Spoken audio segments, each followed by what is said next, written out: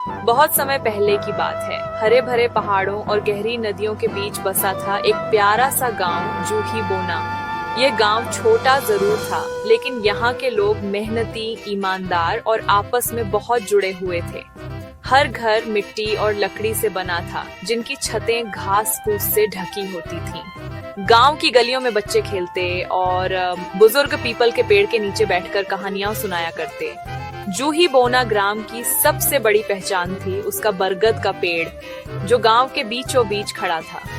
ये पेड़ इतना विशाल था कि उसकी छाया में पूरा गांव समा जाए। गांव वाले मानते थे कि न सिर्फ ये पेड़ केवल एक पेड़ नहीं, बल्कि गांव का रक्षक है।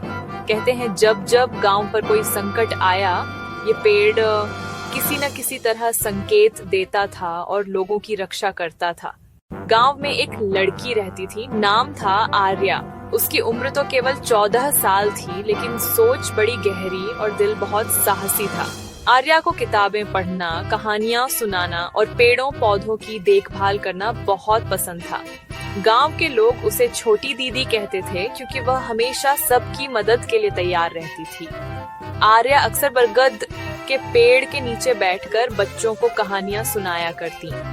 उसकी कहानियों में नायक कोई राजकुमार या परियां नहीं होते थे, बल्कि गांव के लोग, किसान और साधारण बच्चे होते थे। यही वजह थी कि बच्चे उसकी कहानियों से बहुत कुछ सीखते थे। एक साल गांव में अजीब घटनाएं होने लगी।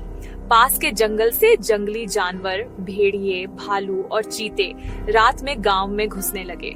कई बार उन्होंने मवेशियों पर हमला कर दिया। लोग डर गए और सोचा कि शायद अब उन्हें गांव छोड़कर किसी बड़े शहर की ओर जाना होगा। गांव की पंचायत बुलाई गई। सब लोग डर और चिंता से भरे हुए थे। हमें शहर की ओर चलना चाहिए, यहाँ रहना अब सुरक्षित नहीं है। नहीं, ये हमारा गांव है, लेकिन हमें समझ नहीं आ रहा कि करें तो क्या करें। तभी आर्या आगे आई और बोली, भागना कोई हल नहीं है। जूही बोना ने हमें पाला है, ये हमारा घर है। अगर हम सब मिलकर कुछ करें तो हम इस गांव को बचा सकते हैं।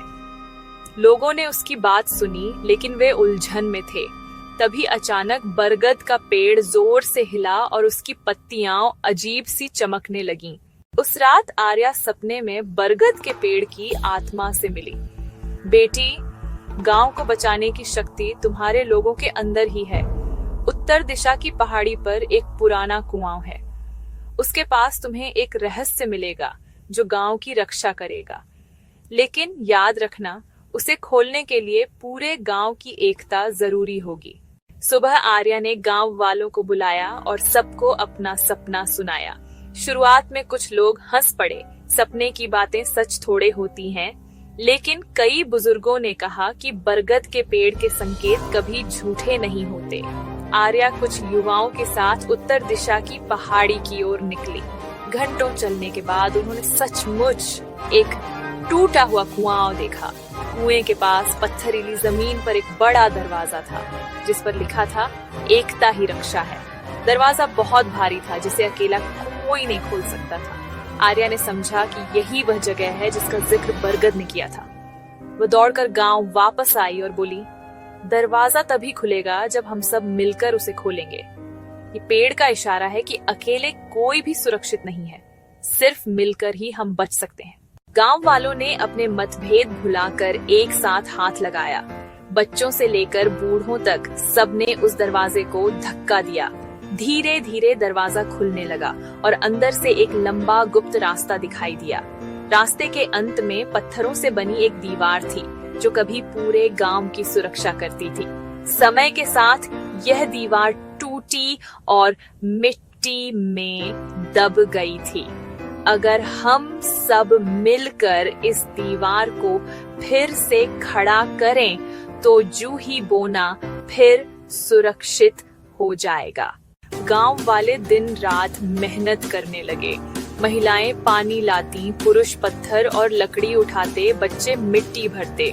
धीरे धीरे दीवार फिर से खड़ी होने लगी। यह केवल दीवार नहीं थी, यह गांव वालों की एकता और मेहनत का प्रतीक बन रही थी। कुछ दिनों बाद जब जंगली जानवर फिर गांव की ओर आए, तो उन्होंने देखा कि गांव के चारों ओर मजबूत दीवार खड़ी हो गई है। वे अंदर नहीं आ पाए। धीरे धीरे वे जंगल की ओर लौट गए और गांव फिर से सुरक्षित हो गया। बरगद का पेड़ झूम रहा था, जैसे वह मुस्कुरा रहा हो। गांव वालों ने उसकी जड़ों के पास दीपक जलाए और धन्यवाद किया।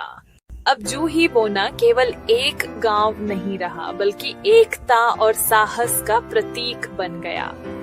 लोग दूर दूर से यहाँ आने लगे और कहते, ये वही गांव है जहाँ लोग डरकर भागे नहीं, बल्कि मिलकर खड़े हुए और अपनी जमीन बचाई।